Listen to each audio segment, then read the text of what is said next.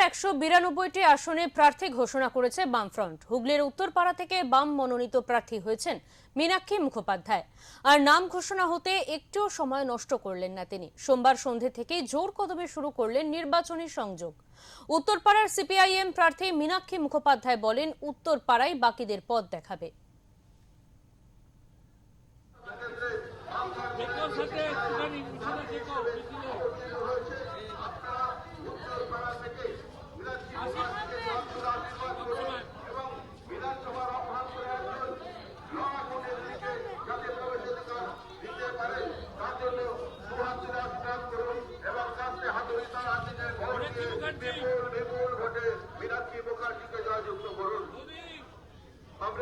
দুষ্কৃতীদের আড্ডাখানায় পরিণত হয়েছে। 9 দিনের মাথায় দুটো মেয়ের সঙ্গে রেপ হয়েছে এবং শ্লীলতাহানি হয়েছে।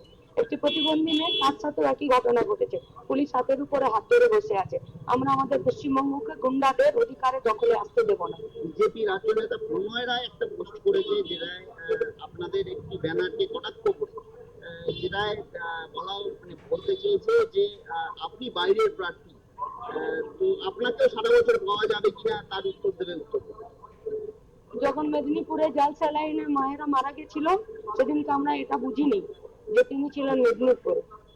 আমরা যখন তামান্নার ইস্যুতে রাস্তায় রুখে দাঁড়িয়েছি, তখন বুঝিনি এটা নদিয়া। আর জি করে যখন ডেড বডির গাড়ি আটকে ছিলাম, তখন সেটা বুঝিনি পানিহাটির। আনিসের জন্য যখন জেল খেটেছিলাম, তখন সেটা বুঝিনি হাওড়া। অপেক্ষা রাখুন, আরো অনেক কিছুতে কটাক্ষ আসবে।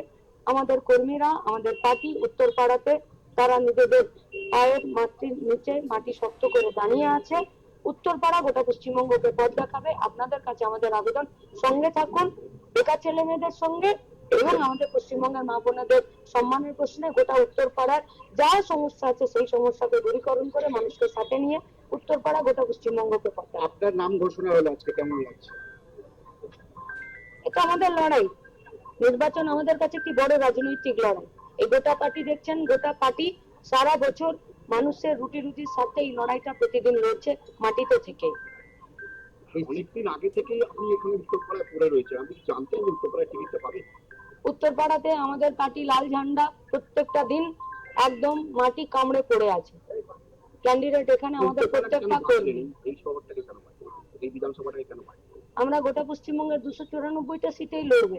কোথাও বামপন্থী, কোথাও সহযোগী দল। আমরা কাউকে বেছে নিইনি। আমরা কোথাও তৃণমূল বিজেপিকে এক ফোঁটার জায়গা দেব না।